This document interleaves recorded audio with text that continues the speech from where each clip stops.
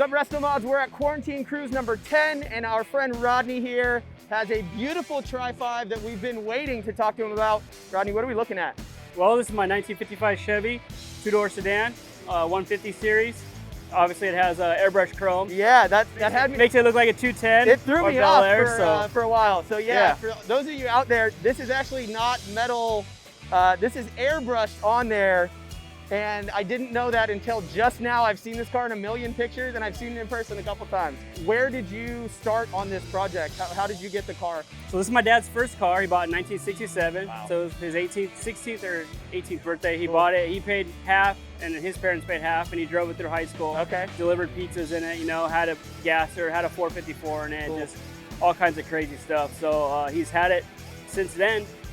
Torn apart in the 80s. Okay. Just kind of left it and said, one day I'll restore this with my son or daughter. Yeah. So luckily I was the firstborn son. There we go. I have a sister, but he's like, all right, son, me and you are tearing it down. So it's actually been a 20-year project. We started it in 2000. We stripped it down. We're like, yeah, son, we can finish it in 4 years. Yeah, you know, no you problem. can drive it. Yeah. You can drive it in high school. Yeah. So here we are, 20 years later. You know, I got it on my 35th birthday. We finished it up for mine and my wife's wedding in August. So. Awesome, man. So you've been actually driving. The car's been in this condition, drivable for 6 months since August. Wow, yeah. man. So wow. it's still fresh, you know. But so 20 years and you're 6 months into being able to enjoy it. Yeah, so me and my dad have been driving it. He's retired this year, so he's been cruising it to breakfast and taking my nephew to school in it. So he's been having a good time in That's it. That's what's up, man. Yeah. Cool. Let's take a little walk around this thing, check out, because one of my favorite aspects of the car is, I mean, the front end on these things are big and chrome. Right. I really like the LEDs that you did here. Yeah, so went with Dapper lighting. Their new LED 7s, you give it that RestoMod look, really you know, a little bit different.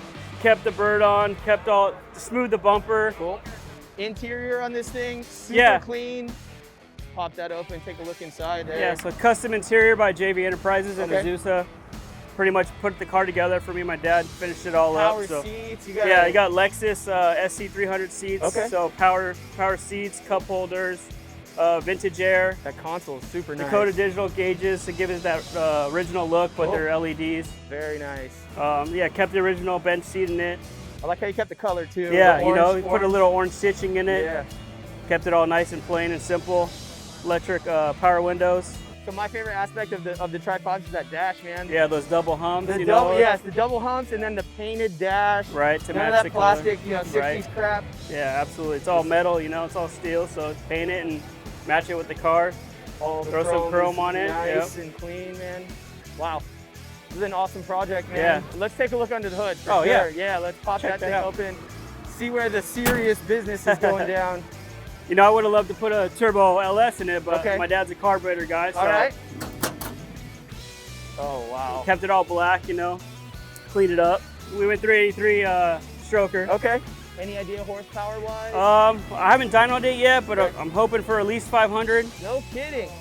So more than enough. Yeah, exactly. Wow, it's got a 700 R4 trans with overdrive, so 2200 stall speed. So you're cruising on the freeways? Yeah, the new Matson radiator keeps it cool, you know, so 70 miles per hour, 2200 RPM, just cruising. Cool. A Curry 9-inch rear end in the back. What about suspension?